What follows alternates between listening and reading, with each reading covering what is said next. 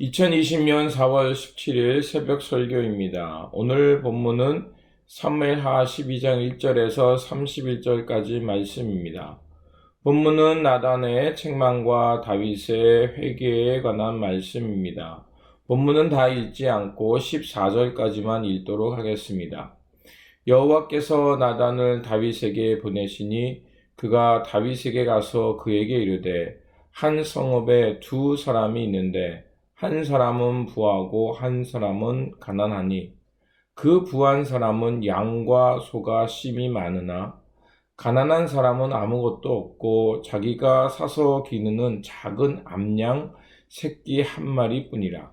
그 암양 새끼는 그와 그의 자식과 함께 자라며 그가 먹는 것을 먹으며 그의 잔으로 마시며 그의 품에 누움으로 그에게는 딸처럼 되었거늘 어떤 행인이 그 부자에게 오매 부자가 자기에게 온 행인을 위하여 자기의 양과 소를 아껴 잡지 아니하고 가난한 사람의 양 새끼를 빼앗아다가 자기에게 온 사람을 위하여 잡았나이다 하니 다윗이 그 사람으로 말미암아 노하여 나단에게 이르되 여호와의 살아 계심을 두고 맹세하노니 이 일을 행한 그 사람은 마땅히 죽을 자라.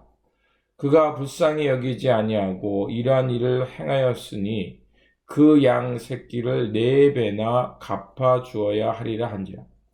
나단이 다윗에게 이르되 당신이 그 사람이라.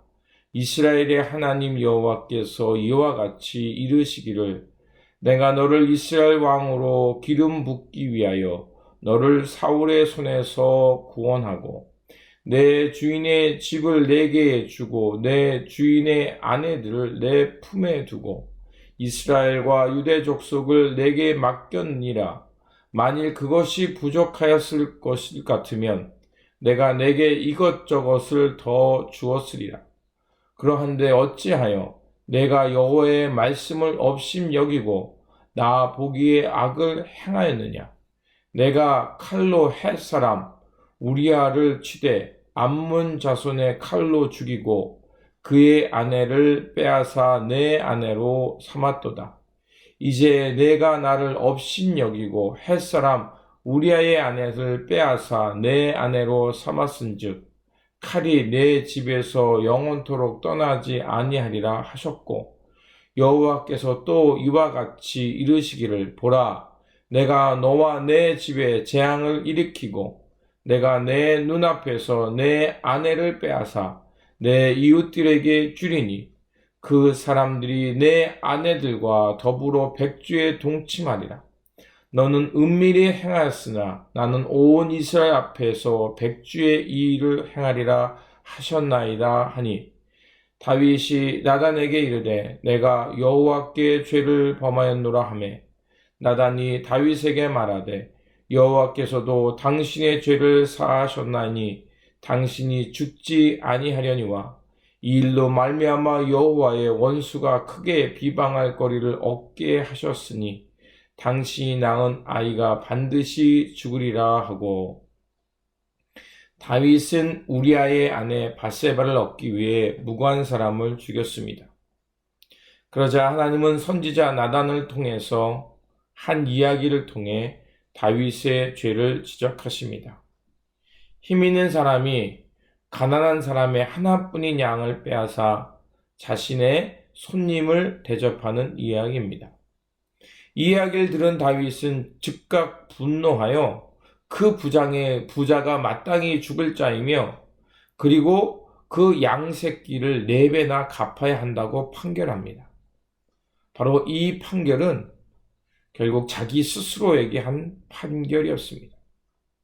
간음과 살인을 저지른 다윗은 지금 사형 판결을 받은 것입니다.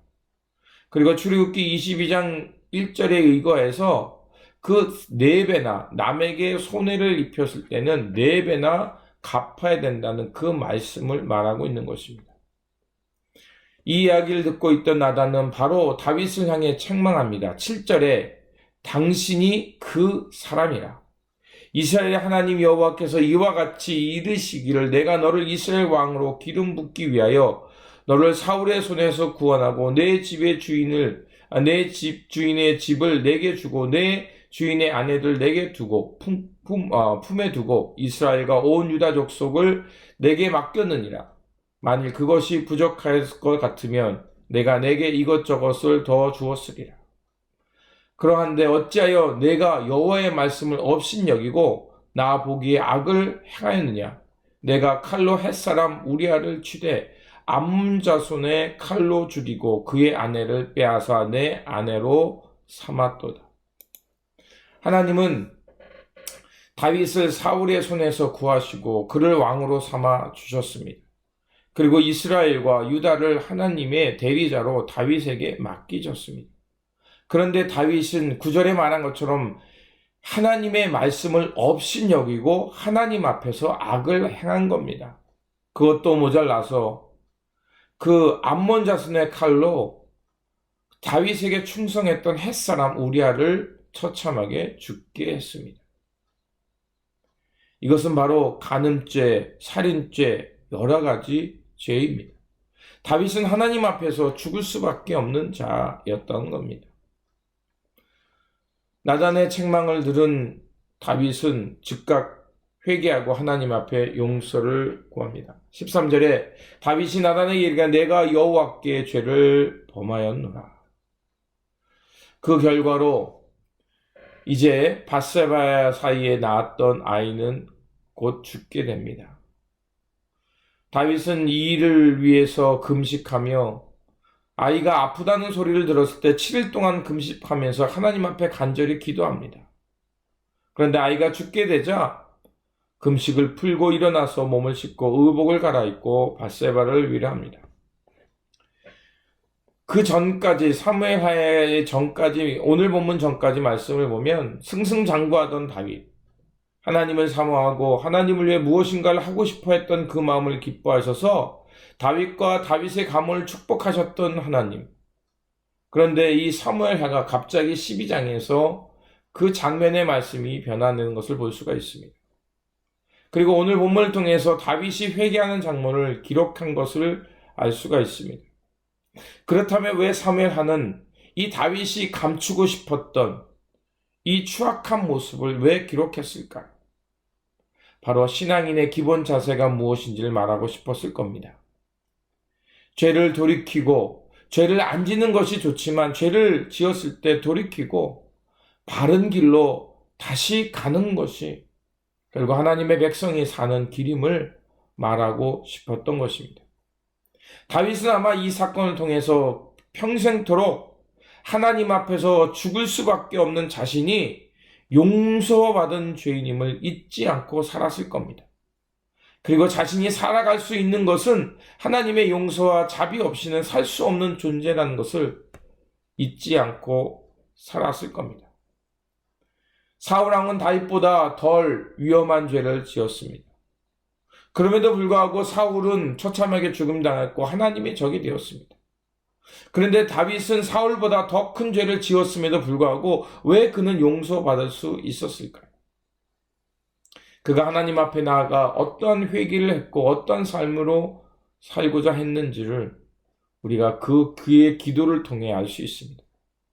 그의 다윗의 회개의 기도를 시편 51편에서 볼 수가 있습니다.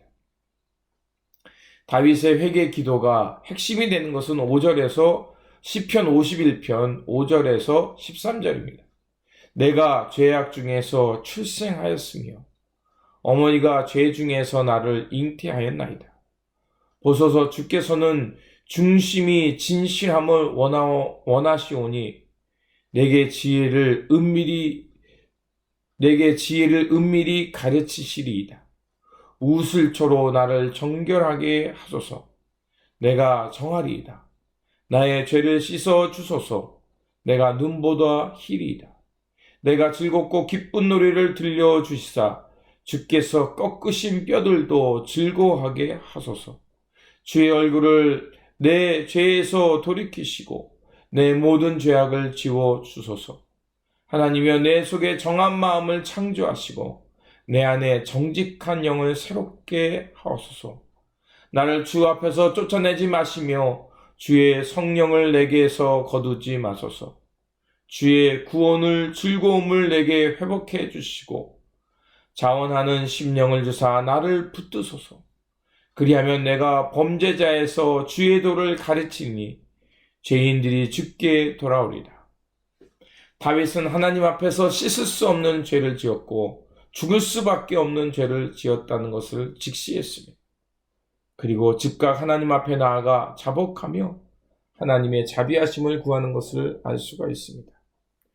죄를 안 짓는 것이 가장 좋지만 육을 가진 사람이기에 언제든지 죄의 유혹에 넘어가고 죄의 결과물에 깊이 빠져들어가게 됩니다.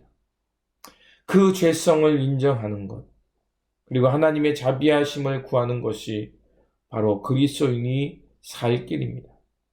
그래서 다윗이 하나님 앞에 통회하며 기도했던 것처럼 내 속에 정한 마음을 창조하시고 내 안에 정직한 영을 새롭게 하소서. 나를 주 앞에서 쫓아내지 마시며 주의 성령을 내게서 거두지 마소서. 바로 이러한 기도가 있어야 우리가 살 수 있는 겁니다. 용서는 하나님이 하시는 겁니다. 우리가 할 수 있는 것은 아무것도 없습니다. 우리가 할 수 있는 것은 하나님 앞에서 죄를 직시하고 그 죄를 자복하며 하나님의 용서를 구하는 것뿐입니다. 우리가 이렇게 하나님 앞에 나가 우리의 죄를 자복하고 우리의 죄를 직시할 때 우리는 하나님과 관계가 회복되어서 우리의 삶과 우리의 영혼은 죄의 길에서 벗어나 하나님 앞에 용서받은 의인으로 살아갈 수 있는 겁니다. 그러므로 우리가 할 수 있는 최선을 다해서 하나님 앞에 나아가 우리의 죄성을 바라보는 겁니다.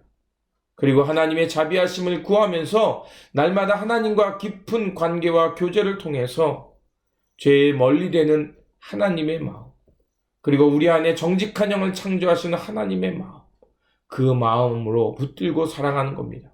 이렇게 살아갈 때 우리는 하루하루 죄에서 멀어진 사람 되어서 거룩하고 온전한 사람 되어 살아가게 될 줄 믿습니다.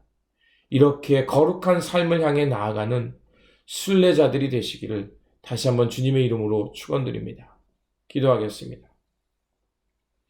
자비와 용서의 하나님, 다윗이 나단 선지자를 통해 죄를 깨닫고 즉시로 하나님 앞에 엎드려 회개한 것처럼 우리도 죄를 짓는 것에 민감하게 하시고 하나님 앞에 우리의 죄를 자복하고 회개하여 하나님의 자비와 용서함 속에서 살게 하옵소서.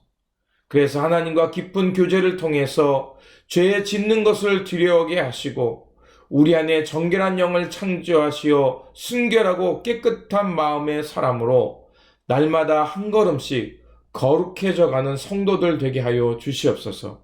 십자가의 보혈로 우리의 대속의 제물이 되시고 부활하시어 새 생명을 주시는 우리 구주 예수 그리스도의 이름으로 기도드립니다. 아멘.